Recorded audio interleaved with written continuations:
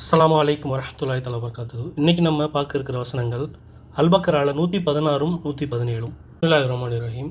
வகாலு தஹதல்லாஹு வலதன் சுப்ஹானஹு பல் லஹு மா ஃபிஸ் ஸமாவாதி வல் அர்ல் குல்லுல் லஹு கானிதூன்.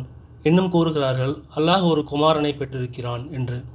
அப்படியல்ல, அவன் இவர்கள் கூறுவதிலிருந்து மிக தூய்மையானவன். வானங்கள் பூமியில் உள்ளவை யாவும் அவனுக்கே உரியவை. இவை அனைத்தும் அவனுக்கு அடிபணிந்து வழிபடுகின்றன. பதீஉஸ் ஸமாவாதி வல் அர்ல் வைதா கழா அம்ரன் ஃபஇன்னமா யகூலு லஹு குன் ஃபயகூன். அல்லாஹ் வானங்களையும் பூமியையும் முன்மாதிரியின்றி தானே உண்டாக்கினான். இன்னும் அவன் ஒரு காரியத்தை முடிவு செய்தால் அதனிடம் குன் ஆகுக என்று கூறினால் உடனே அது ஆகிவிடும். நபி ஸல்லல்லாஹு அலைஹி வஸல்லம் அவங்களுடைய காலத்தில் வானவர்கள் அல்லாஹ்வுடைய பெண் மக்கள் அப்படின்னு கிறிஸ்தவர்கள், யூதர்கள் மற்றும் அரபு இணை வைப்பாளர்கள் கருதுனாங்க. அதுக்கு மறுப்பு தெரிவிக்கும் வகையில் தான் இந்த வேதவசனம் இறங்குச்சு. இறைவனுக்கு குழந்தை இருக்குது அப்படிங்கிறது அவங்களுடைய வாதமாக இருந்துச்சு. அது உண்மைக்கு புறம்பானது அப்படிங்கிறது தான் இந்த 116வது வசனத்தில் அல்லாஹ் தெளிவுபடுத்துகிறான். உண்மை அவ்வாறில்லை, அவன் தூயவன். அதாவது உண்மை நிலை அவர்கள் இட்டுக்கட்டி கூறியதை போன்று இல்லை. இறைத்தன்மைக்கு எதிராக இது போன்ற நிலையிலிருந்து அல்லாஹ் மிகவும் பரிசுத்தமானவன், தூயவன்.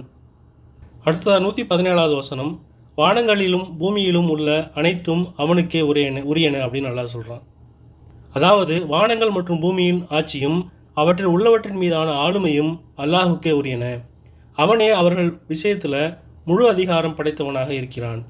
அவன்தான் அவர்களை படைத்தான், அவர்களுக்கு வாழ்வாதாரங்களை வழங்கினான், அவர்களுக்கு விதியை ஏற்படுத்தி அவர்களை வசப்படுத்தி தான் விரும்பியவாறு அவர்களை இயக்குகிறான். அனைவரும் அவனுக்கு சொந்தமானவர்களும் அடிமைகளும் கூட. அப்படி இருக்கக்கூடிய சூழ்நிலையில் அவர்களில் ஒருவர் எப்படி அவனுக்கு பிள்ளையாக இருக்க முடியும் அப்படின்னு அல்லாஹ் கேட்குறான். பிள்ளை பிறக்கணும் அப்படின்னா ஒத்த இரு உயிர்களிலிருந்து அது சாத்தியம். உயர்வும் வளமும் மிக்க அல்லாஹுக்கோ நிகர் யாருமே இல்லை. அவனது வல்லமைக்கும் பெருமைக்கும் ஈடான எவரும் கிடையாது. அவனுக்கு துணைவியும் கிடையாது. இந்த நிலையில் எப்படி வானவர்கள் அல்லாஹுடைய பெண் மக்களாக இருக்க முடியும் அப்படிங்கிறது தான் இந்த 116வது வசனம் கேட்குது. மேலும் 6வது அத்தியாயம் 101வது வசனம், அவன் வானங்களையும் பூமியையும் முன்மாதிரியின்றி படைத்தவன். அவனுக்கு மனைவி எவரும் இல்லாதிருக்க அவனுக்கு எவ்வாறு பிள்ளை இருக்க முடியும்? அவனே எல்லா பொருள்களையும் படைத்தான். இன்னும் அவன் எல்லா பொருள்களையும் நன்கறிந்தவனாக இருக்கிறான் அப்படின்னு சொல்லுது. மேலும் 19வது அத்தியாயம் 88 மற்றும் 89, இன்னும் அர்-ரஹ்மான் தனக்கென ஒரு குமாரனை எடுத்து கொண்டுள்ளான் என்று அவர்கள் கூறுகிறார்கள். நிச்சயமாக நீங்கள் அபாண்டமான ஒரு கூற்றை கொண்டு வந்திருக்கிறீர்கள் அப்படின்னு அல்லாஹ் சொல்கிறான். மேலும் 112வது அத்தியாயம் 1லேருந்து 4 வரைக்கும் நமக்கு எல்லாருக்குமே தெரிஞ்ச ஒரு சூறா. அல்லாஹ் ஒருவன் என்று நபியை நீர் கூறுவீராக. அல்லாஹ் எத்தேவையுமற்றவன், யாரையும் அவன் பெற்றெடுக்கவும் இல்லை, அவன் பிறரால் பெற்றெடுக்கப்படவும் இல்லை, அவனுக்கு நிகர் யாரும் இல்லை அப்படின்னு சொல்லுது. இந்த வசனங்கள் மூலமாக அல்லாஹ் தெரிவிப்பது என்ன அப்படின்னா, தானே மகத்தான தலைவன், தனக்கு நிகரானவரோ ஒப்பானவரோ யாருமே கிடையாது. எல்லா பொருட்களும் அவனால் படைக்கப்பட்டு வளர்க்கப்படுகின்றன. அப்படி இருக்கிறப்ப அந்த படைப்புகளிலிருந்து எப்படி அவனுக்கு குழந்தை பிறக்க முடியும் அப்படின்னு கேட்குறான். மேலும் இந்த 116வது வசனத்துக்கு விளக்கம் அளிக்கும் வகையில் புகாரியில் 4482வது ஹதீஸாக ஒரு ஹதீஸ் பதியப்பட்டிருக்கு. அது என்னன்னா, ஆதமின் மகன் அதாவது மனிதன் என்னை நம்ப மறுத்தான், ஆயினும் அதற்கான உரிமை அவனுக்கு இல்லை. அவன் என்னை ஏசினான், ஆயினும் அதற்கான உரிமை அவனுக்கு இல்லை.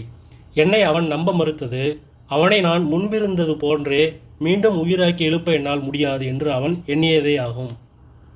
அவன் என்னை ஏசியது எனக்கு குழந்தை உண்டு என்று அவன் சொன்னதே ஆகும்.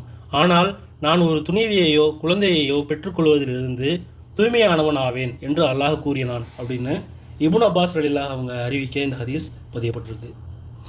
மேலும் 6099வது ஹதீஸ் புகாரியில், மனவேதனைக்குள்ளாக்கும் செய்தி கேட்டும் உடனே தண்டித்து விடாமல் மிகவும் பொறுமை காப்பவர் அல்லாஹ்வை விட வேறு யாரும் இல்லை அல்லது ஏதும் இல்லை.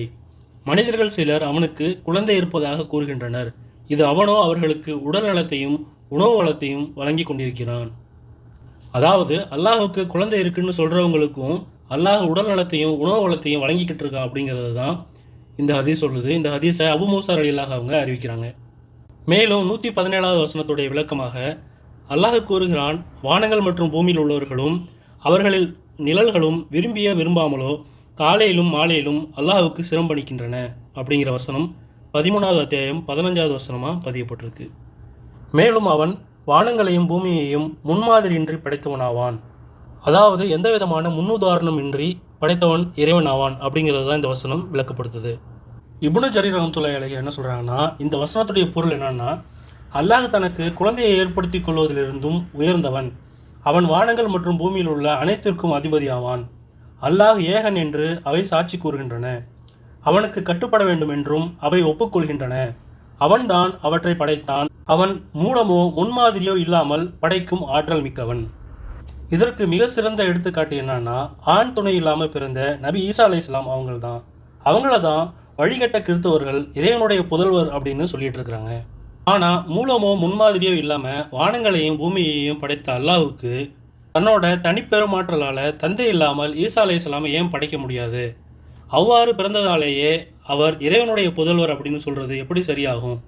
அதைத்தான் இங்கே உணர்த்தி அல்லாஹ் காட்டுகிறான் அப்படின்னு இப்னு ஜரீர் ரஹ்மத்துல்லாஹி அலைஹி அவங்க சொல்கிறாங்க. அடுத்ததாக ஒன்றை அவன் தீர்மானிச்சிட்டான் அப்படின்னா அதற்காக அவன் சொல்வதெல்லாம் ஆகு அப்படின்னு தான், உடனே அது ஆகிவிடுகிறது அப்படின்னு அல்லாஹ் சொல்கிறான். இதன் மூலம் தன்னுடைய முழுமையான ஆற்றலையும் மகத்தான அதிகாரத்தையும் அல்லாஹ் விவரிக்கிறான். அவன் ஏதேனும் ஒரு விஷயத்தை முடிவு செஞ்சு அதை உருவாக வேண்டும்னு நாடிட்டானா அதற்காக அவன் ஆகு அப்படிங்கிற ஒரே ஒரு வார்த்தையை சொன்னால் போதும், உடனே அது அவன் நாடியவாறு உருவாகிவிடும் என்று தெரிவிக்கிறான் அல்லாஹ். அதை தான் 36வது அத்தியாயம் 82வது வசனத்தில், எப்பொருளே எனும் அவன் படைக்க நாடினால் அதற்கு அவன் கட்டளையிடுவதெல்லாம் குன் ஆகுக என்று கூறுவதுதான், உடனே அது ஆகிவிடுகிறது அப்படின்னு சொல்லக்கூடிய அல்லாஹ் 16வது அத்தியாயம் 40வது வசனத்திலையும், ஏனெனில் நாம் ஏதேனும் ஒரு பொருளை உண்டு பண்ண நாடினால் நாம் அதற்காக கூறுவது உண்டாகுக என்பதுதான், உடனே அது உண்டாகிவிடும் அப்படின்னும் தெளிவுபடுத்துகிறான். மேலும் 54வது அத்தியாயம் 50வது வசனத்தில், நம்முடைய கட்டளை நிறைவேறுவது கண்மூடி வெடிப்பது போன்றே ஒன்றே அன்றி வேறில்லை அப்படின்னும் உறுதிப்படுத்துகிறான் அல்லாஹ். மேலும் ஒரு வசனத்தோட அடுத்த வீடியோவில் சந்திக்கின்றேன் இன்ஷா அல்லாஹ். வாஹிரு தஅவானா அல்ஹம்துலில்லாஹி ரபில் ஆலமீன். அஸ்ஸலாமு அலைக்கும் வரஹ்மத்துல்லாஹி தஆலா வபரகாத்துஹு.